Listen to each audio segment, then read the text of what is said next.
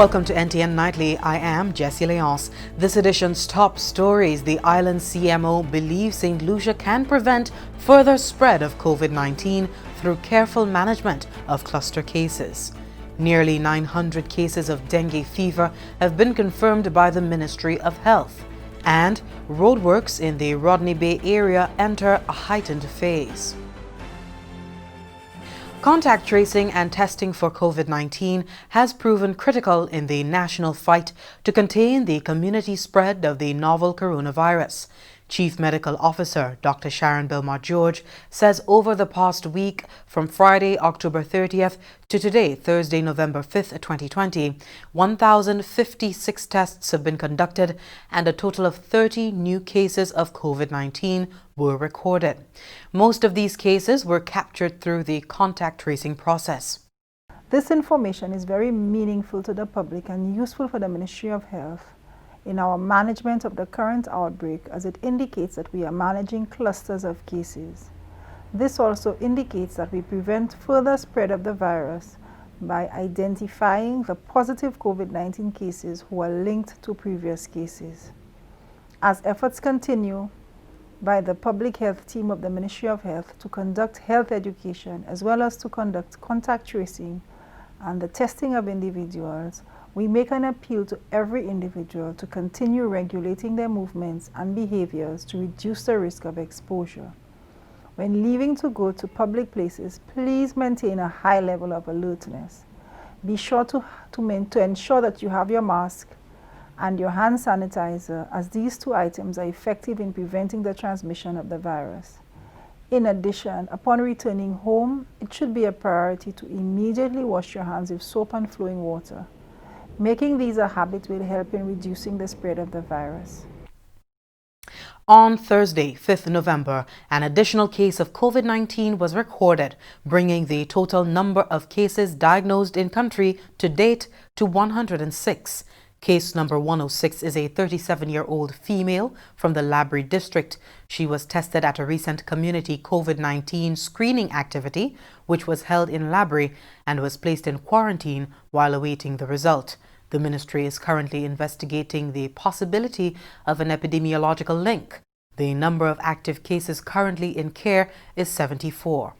All cases remain stable and there are no cases requiring critical care.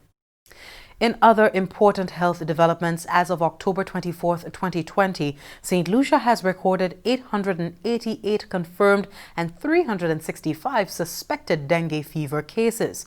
To date, authorities have confirmed dengue-related deaths.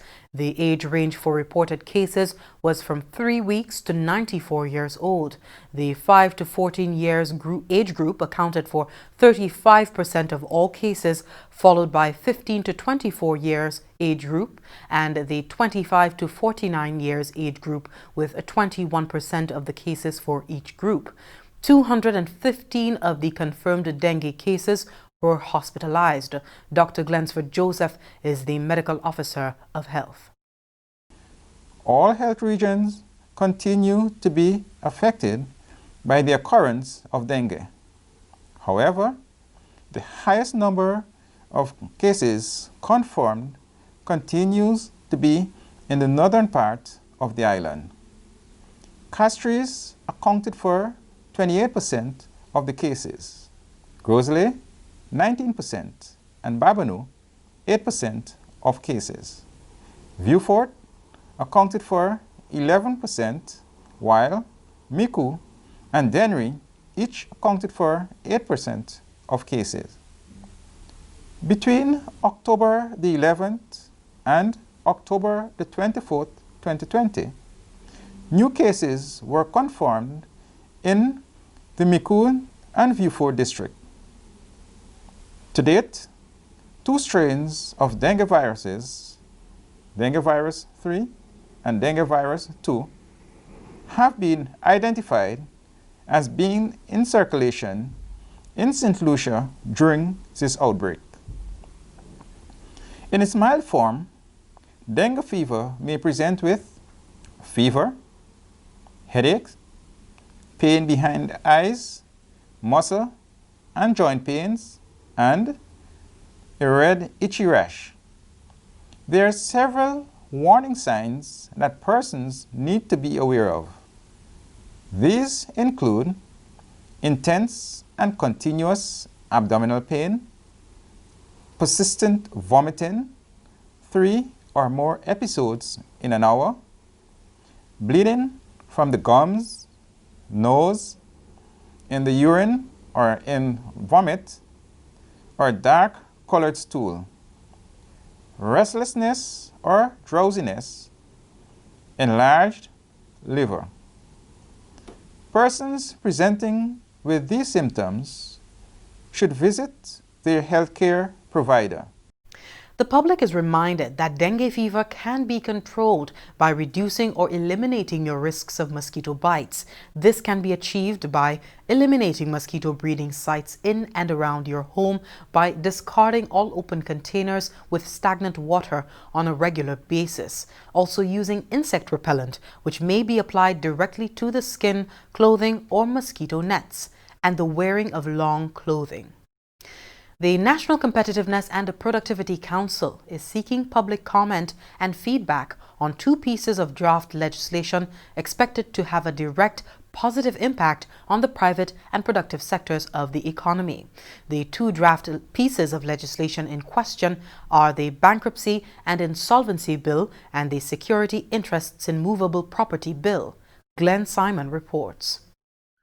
Pillar 4 of the Saint Lucia Economic Recovery and Resilience Plan is geared at building resilience of the private and productive sectors of the economy. Policy Intervention Number 24, outlined under this pillar, seeks to support the business environment by fast-tracking legislation to increase access to finance by MSMEs. Shama Mathre is the economist with the National Competitiveness and Productivity Council (NCPC), the agency spearheading the legislative reforms.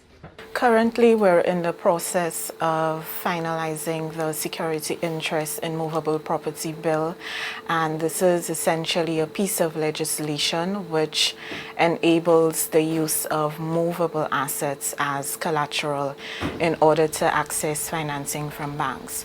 We're also in the process of finalizing another bill, which is the Bankruptcy and Insolvency Bill, and this is a piece of legislation which basically works with businesses and individuals who have fallen into economic crisis by giving them a chance at reorganizing or rehabilitating their debt so as to meet their financial obligations to the bank. Now, the latter reform and piece of legislation is a significant one for the financial sector as well as the economy as a whole.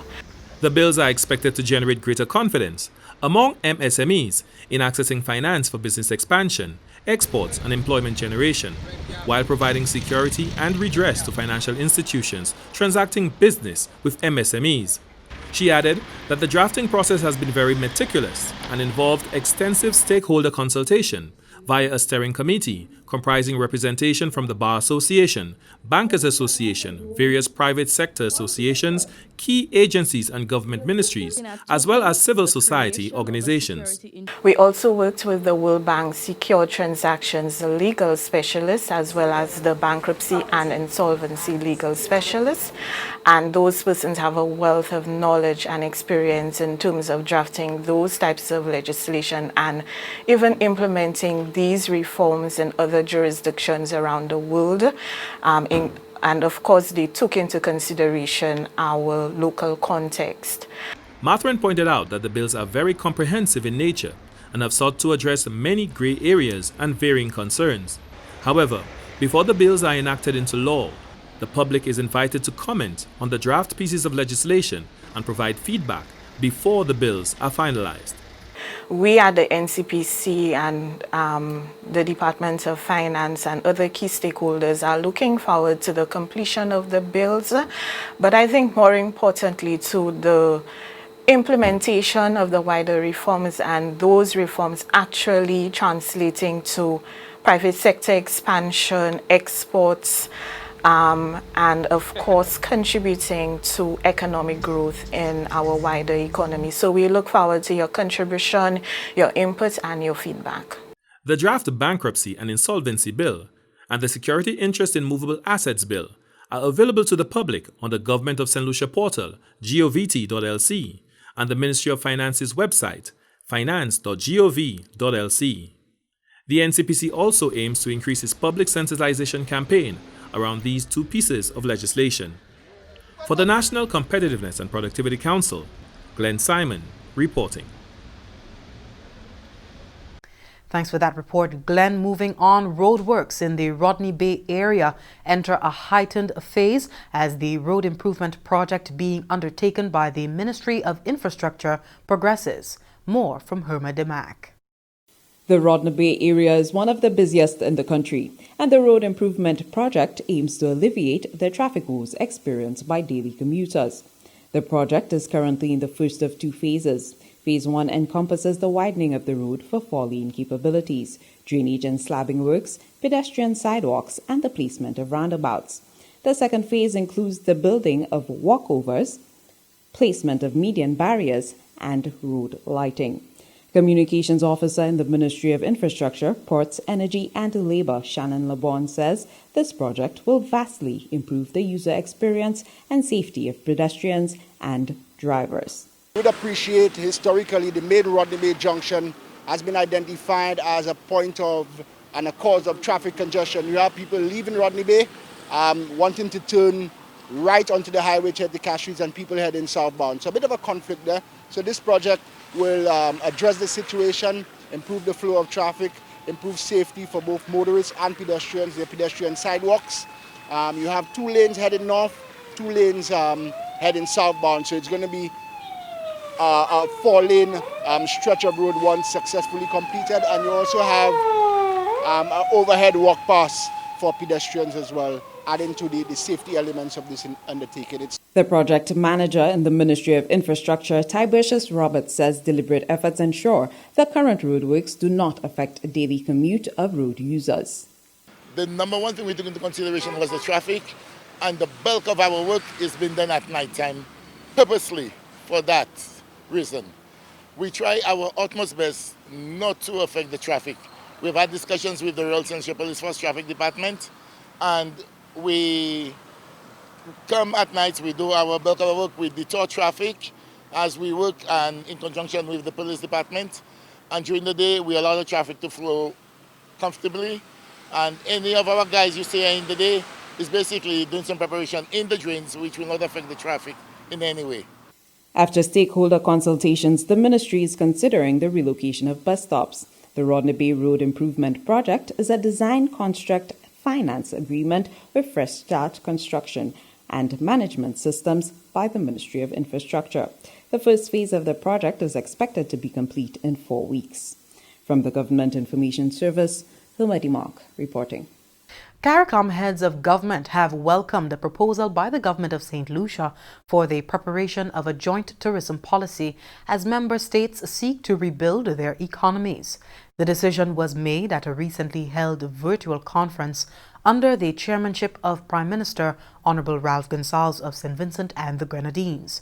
The leaders examined the health, financial and economic development implications of the COVID-19 pandemic. More from Kendall Morgan of CARICOM News Time. The meeting acknowledged the Caribbean community's relative success in the fight against the multifaceted challenges posed by the COVID-19 pandemic, but it recognized that reopening and recovery require a careful balance between reducing restrictive measures and ensuring adequate actions to reduce importation and the spread of new cases. As a critical next step, the heads of government welcomed the global COVAX facility as an initiative for access to safe and effective COVID-19 vaccines. And they welcomed the fact that 6 CARICOM member states were chosen for the Advanced Market Commitment, a financing instrument to support the procurement of vaccines for low and middle-income economies. The other member states will access the COVAX facility as self-financing countries, and their down payment has been facilitated by the European Union, CARPHA, and the Pan American Health Organization. The heads, however, expressed their deep concern that even in this global pandemic, the per capita income criterion is still being used to determine how countries access financing from the COVID facility. The heads of government acknowledged that building back the COVID-affected economies would have significant capital requirements and a multifaceted financial plan. They therefore agreed to the concept of a Caribbean Economic Recovery and Transformation Plan, CERT, which was devised by a regional team of experts under the leadership of Barbados Prime Minister Ms. Mia Motley. In recognizing the critical importance of rebuilding the tourism industry, the heads welcomed the proposal by the Saint Lucia government for the preparation of a joint tourism policy. A working group will formulate a policy and report back to the heads by year end. A prime ministerial subcommittee will provide political oversight. It will be chaired by the Bahamas and will include Antigua and Barbados, Jamaica, and Saint Lucia. The CARICOM private sector organization got its designation as a CARICOM associate institution, and heads also agreed to an MOU with the organization for cooperation on the further implementation of the CARICOM Single Market and Economy, the CSME. The heads strongly condemned the European Union's continued blacklisting of CARICOM member states through unilateral and arbitrarily determined standards, and in the absence of any meaningful prior consultation with the affected members.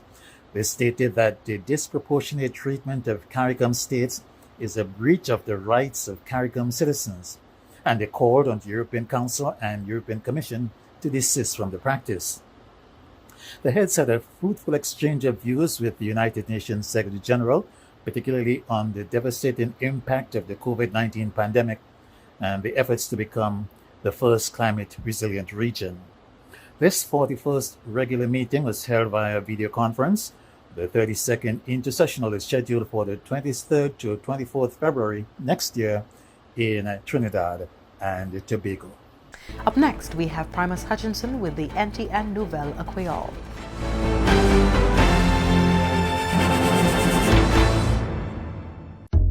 A habit of daily caring for the teeth, tongue, and gums not only improves your oral health, it also helps maintain a healthy body.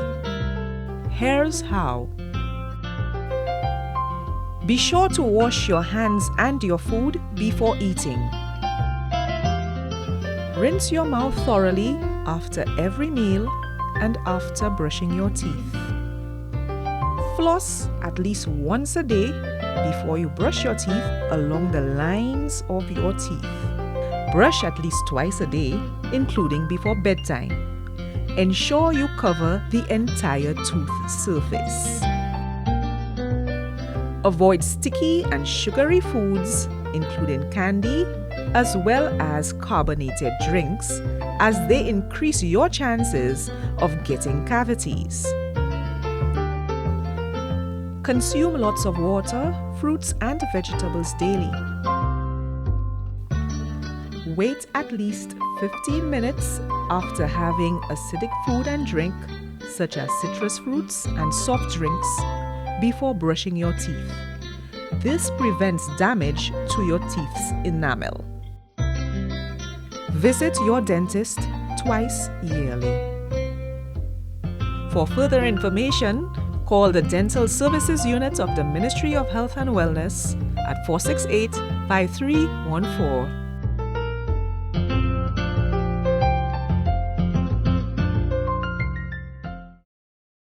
Welcome back. Time now for the NTN Nouvelle Creole with Primus Hutchinson. Merci autant, Jessie. Merci, Madame du Département, qui a une responsabilité pour information en gouvernement Saint Lucia, GIS, et télévision nationale pays NTN, qui a posé une nouvelle à Creole, posé Primus Hutchinson. Pièce péché, à Saint Lucia, qui autorité trouvée, qui a engagé à trafic moun à Solamé, qui a trouvé les sessions suspens pour Yolandi. C'est accordé pour législation qui a gouverné le protocole de maladie corona. De Marsala, c'est un parmi plusieurs qui fait une consultation entre une délégation en bas conduite du Premier ministre Alain Chasney et puis les représentatifs, les pécheurs et la police. Ça a fait plus bonheur semaine ici. Discussion, c'était principalement en qui meilleure façon les officiers de loi pays, ça travaille, et puis les pécheurs pour protéger l'opération. Contre l'opération illégale à sous la mer ici, ça fait après gouvernement te prend une décision pour de bout opération pêche pour une semaine pour essayer de contrôler les gens qui sont entrés en pays par la porte derrière. Mais après grande consultation ça là, les pêcheurs j'ai trouvé permission pour vivre au point comme des habitudes à Soulamer depuis jeudi le 5 novembre 2002. Selon le Premier ministre Chassenay, à présent, il est nécessaire pour savoir qui côté pêcheur caillé à Soulamer à toutes les pour essayer de contrôler affaires les criminels qui ont opéré à Soulamer aussi. Pour ça, tout bateau pêcheur qui a un système GPS pour montrer qui côté yoye à toutes les sorties pour pêcher et ça a opéré en bas agrément des affaires licence les pêcheurs. Chef officier médical Dr. Sharon Belma George qui a aussi plaidé et puis les pêcheurs pour aider à bataille contre la maladie corona et que ça c'est pour coopérer et puis les autorités pour abattre le trafic à Soulamer. En parlant de ça, pendant le ministre de l'Agriculture qui comprend la situation des pêcheurs et qui a séparé et puis qualité conditions, ça c'est conditions trouvées en bas. Côté gouvernement tenu pour placer un bride à cette opération pour une semaine pour pas pêcher au résultat des gens qui pas qu'à obéir pour protection maladie corona et qui entrer en pays à la porte derrière, ça veut dire illégalement. Il faut comprendre aussi que l'année plusieurs la famille qui perd du travail, maman et papa en cause de maladie corona, particulièrement à l'industrie hôtel pays là, et qui aussi ni plusieurs responsabilités finances ex enfants parmi l'autre. Selon le ministre agricole là, c'est forcé pêcher à comprendre que l'année moun en pays qui a plus mauvaise situation passée parce que yo ka vivre à sous la mer tout de suite pour vivre pêcher mais à pile ces moun ça là pourquoi ça vivre à travailler que pourquoi ça qui yo ka vivre à travailler. So si yoni loan yoni issue ka l'école so ça whilst nous comprendre ça yo ka aller flow. But you also need to comprendre l'année monde qui plus va se passer. So si nous pas mettre le système en place pour nous opportunité pour nous ça ouvrir pays à manière nous voulons ouvrir pays pour tout le monde travail même si nous disons vieux à pêcher et puis situation Covid là venir plus mauvais. Le pays est fermé et puis yo pas ni pièce support pour yo ça vendre pression yo. So tout le monde est pour faire un sacrifice. Tout le monde peut comprendre que nous travaillons ensemble, tout à fait Covid là, c'est un bagage qui est neuf pour cette liste, c'est un bagage qui est neuf pour la terre. So, nous pouvons manager et tout le monde peut venir tout le monde peut bailler support. Là, ils viennent pour ça faire Covid là, et maintenant comment manager ça faire Covid là. Des grands citoyens Hot Powers Gozile célébrer l'âge là qui a embrassé plus grand vivre de la vie, il peut être accompli. C'est pour célébrer yon l'année. C'est pour ça là que le gouvernement a visité ces madame là pour aider à célébrer la victoire ça là. Première madame là, c'est Mary Charles qui connaît plus mais comme Mancienne. Mancienne a fait le 1er novembre en l'année 1920. Mancienne, c'est un résident de Rameau en Paris Monchi. Et durant la célébration, yon l'année et puis la famille, le gouvernement s'est laissé présenter et puis plat de l'honneur et puis l'autre cadeau en appréciation pour vivre en grand l'âge ça. Selon l'ancienne, il y a une manière yon ka manger et de par ça il choisit pour manger ni un pile pour faire et puis longer la vie. Manger différents manger, nous pouvons manger bois pain, macambou, figue,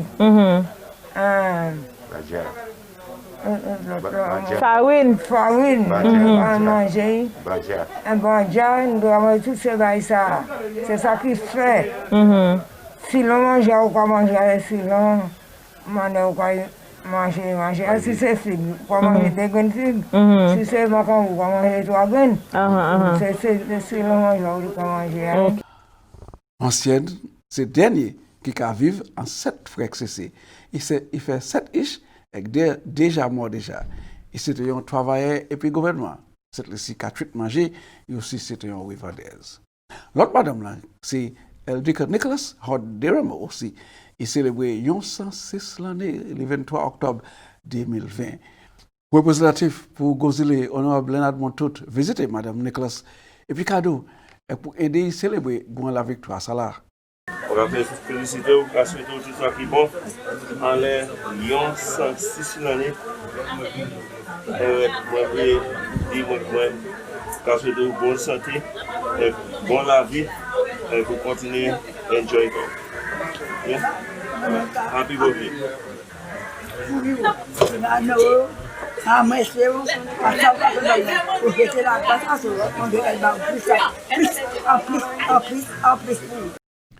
Madame Nicolas, ka remercier Dieu autant pour grand cadeau ça là, pour qu'à vivre en l'âge ça là. C'est comme ça. Je me souhaite tous les deux la bonne fête et que quoi que vous vivre pour plus passer au salarié. Et ça c'est côté nous tout en bout de nouvelle là, monsieur madame. Je vous remercie autant pour garder. Je vous une invitation pour jeudi pour considérer conserver la vie. Les encore un peu sur l'autre nouvelle à quoi à présent. Je vous présenter Jesse. Merci Appeal Primus. Well, that brings us to the end of the NTN Nightly. Join us next time at 7 p.m. with a repeat at 7 a.m. You could also catch up with us anytime on the Saint Lucia Government Facebook page or our YouTube channel. I'm Jessie Leon signing off for now, but do stay tuned for more NTN programming. Goodbye.